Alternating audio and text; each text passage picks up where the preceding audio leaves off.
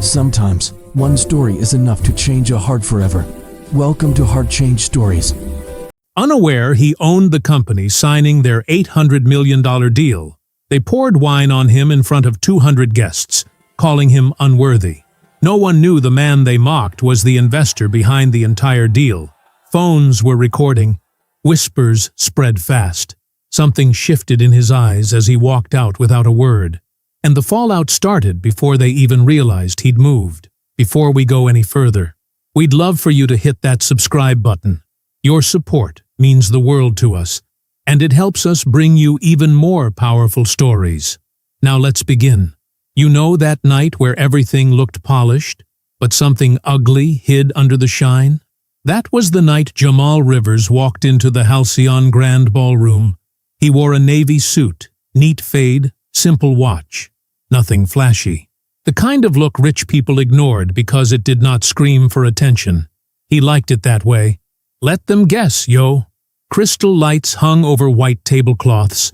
A string quartet played something soft that no one really listened to. Perfume mixed with the smell of steak and wine. Phones were out. Nobody wanted to miss proof they had been in the room. On every screen, one logo kept spinning. Hale Quantum Systems. Their big $800 million deal with a mystery investor was all anyone talked about. The staff whispered about it in the hallway. The guests bragged like they owned it. Jamal moved through the crowd slowly, hands in his pockets, eyes scanning faces.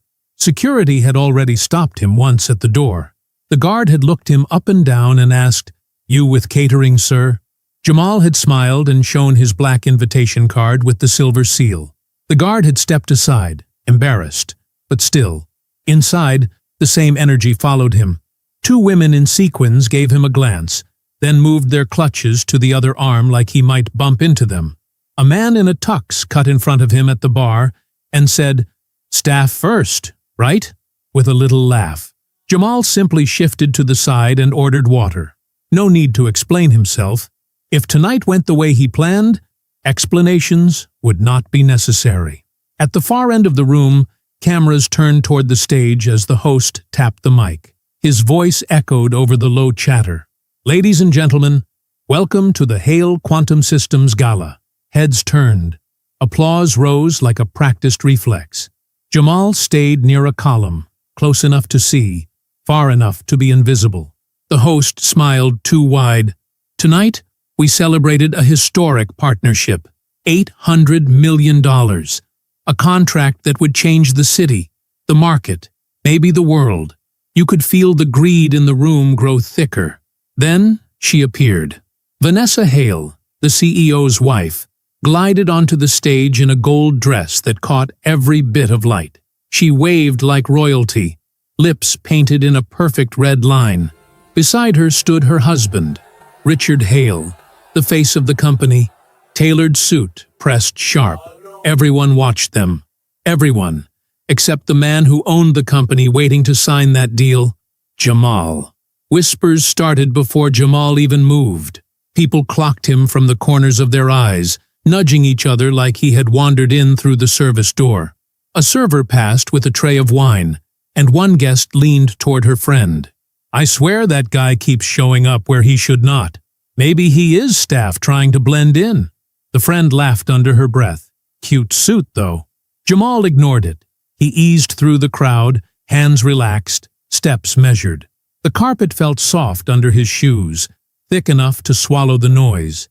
He watched the stage from a distance, eyes steady, jaw set. Vanessa spotted him first.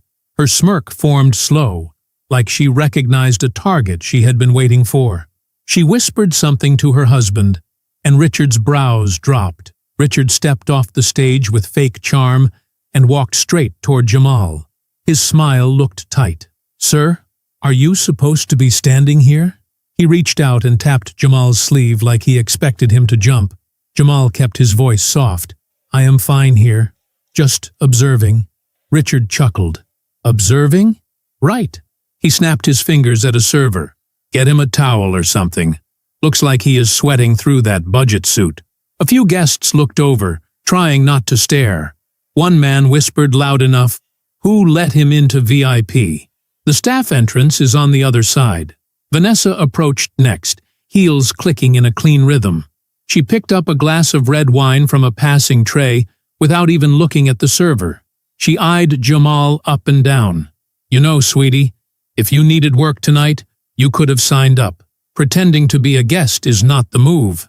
Jamal said nothing. His calm unsettled them more. Vanessa stepped closer, raising the wine slowly. "Go take this to table 3. They are waiting." She pushed it toward his chest. When he did not grab it, her smile faded. "Seriously? Do your job." Richard grabbed the glass from her hand. "Allow me." He lifted it high, eyes on the crowd. One less confused worker ruining the vibe. Then he tilted the glass forward, emptying the wine onto Jamal's suit. The splash hit warm and sharp. A few drops slid down Jamal's collar. Gasps cut through the room. Someone whispered, "Damn, he really did that." Another person raised their phone, recording. Vanessa laughed under her breath. Maybe now he knows where he stands. Jamal wiped his jaw with 2 fingers. Slow, controlled. He adjusted his sleeve, straightened his posture, and walked toward the exit, without a single word. A server whispered as he passed. That man walked out like he owned the place. Nobody believed it. Yet, the hallway outside the ballroom felt cooler, almost silent after the burst of noise he left behind. Jamal moved with steady steps, fingertips brushing the edge of his jacket, where the wine clung in a dark stain. He exhaled once, quiet and controlled, then reached into his pocket and pulled out his phone. The screen lit his face with a soft glow. He tapped one number. A voice answered fast. "Ready for instructions, sir." Jamal kept his voice low. "Pull the offer. Lock every channel. Announce it now." "Understood." He ended the call without emotion. A couple waited near the elevator, watching him like they recognized him from somewhere they could not place. The woman murmured, "That's the guy they drenched." He didn't even react. The man shook his head slowly. Rich folks never expect quiet ones to bite back. Jamal pressed the elevator button and gave them a simple nod. Nothing more. While he descended, he loosened his tie slightly. The faint smell of wine lingered in the fabric.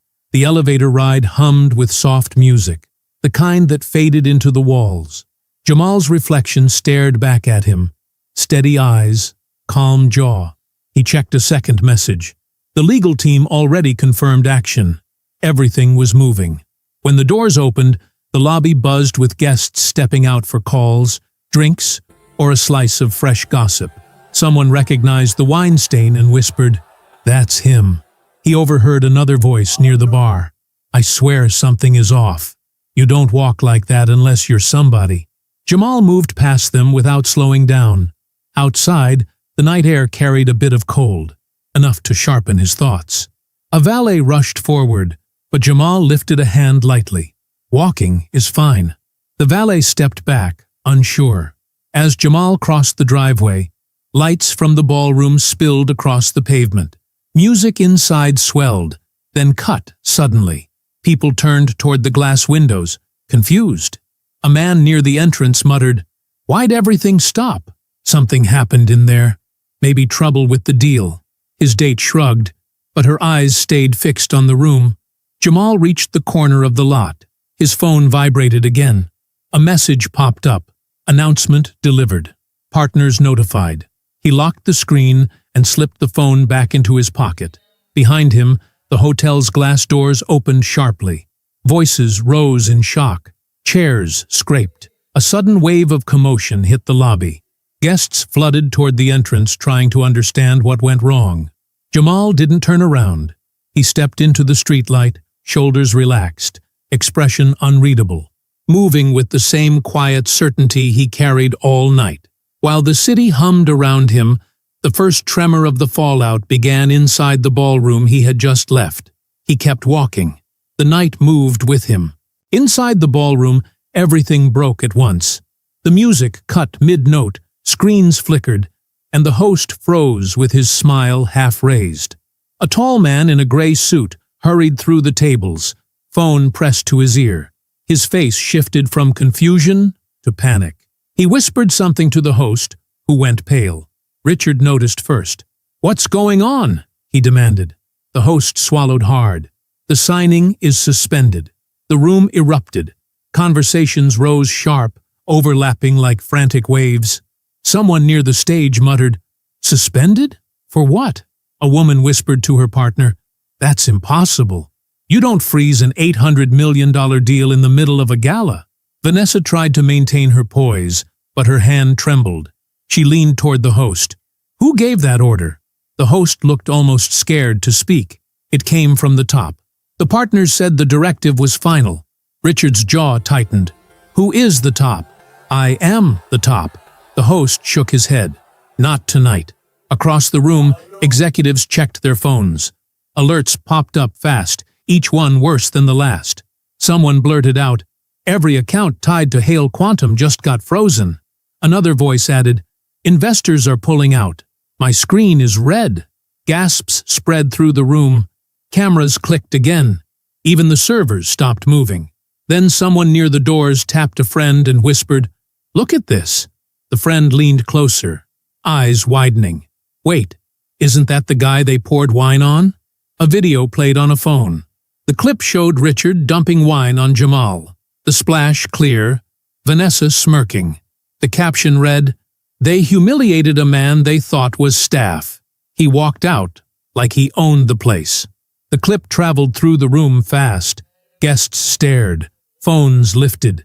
Gasps turned into sharp silence. Vanessa grabbed Richard's arm. "Fix it. Now." He snapped back. "I don't even know what broke." Her voice cracked. Someone did this on purpose. A new alert appeared on the main display screens. "Hale Quantum Systems. Contract terminated." Richard blinked hard. Terminated? No warning? No negotiation? Someone from the board stormed up to him. "This is catastrophic." "Do you know who you offended?" Richard barked. "I offended no one." The board member shot back. "You offended the man who funded this deal." Vanessa's breath hitched. "Who?" The board member's voice dropped. "Jamal Rivers." Richard's face drained. The board member added, "He owns the partner company. All of it." A gasp rippled across the hall. A server whispered near the wall, "Told you he didn't walk like staff." Another server whispered back, "They messed with the wrong guy. Badly." Richard looked around the room like air had vanished. Vanessa pressed a hand to her forehead, makeup smudging. Her voice shook. "We poured wine on the investor." The fallout hit full force. Guests backed away. Some left quietly. Others recorded everything.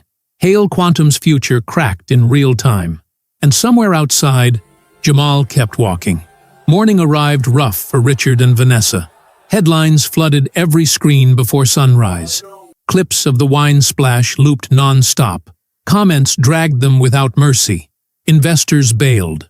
Partners vanished. Board members resigned overnight. Hale Quantum's value dropped so fast it looked unreal. Vanessa barely slept. She sat on the edge of the bed, hands shaking, mascara smudged, phone buzzing non-stop. Richard paced the room, hair messy, shirt wrinkled. Every call he made ended in the same blunt tone. "We're out. Don't call again." By noon, Vanessa told him, "We have to talk to him. If we don't, everything's gone." Richard hesitated, then nodded weakly. They drove to Jamal's quiet neighborhood, the complete opposite of their chaotic morning. When Jamal opened the door, he studied them with calm eyes.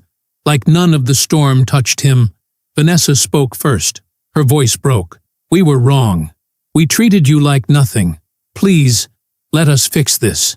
Richard added, shaky, "We lost everything. Just give us a chance to talk." Jamal stepped aside but didn't invite them in. He kept his tone soft but firm.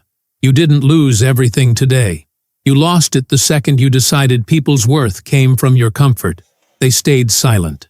He continued, "You built a world where you believed disrespect had no cost. Now you're seeing the bill." Vanessa wiped her face, whispering, "We didn't know who you were." Jamal answered, "That's the problem. You didn't care who I was." Richard swallowed hard. "Is there anything we can do?" Jamal shook his head once. "The deal is gone. The trust is gone. And my door is closed." He stepped back and ended it with a quiet, final line. Walk carefully. The world is smaller than you think. They left with nothing. His life moved forward. Their legacy didn't.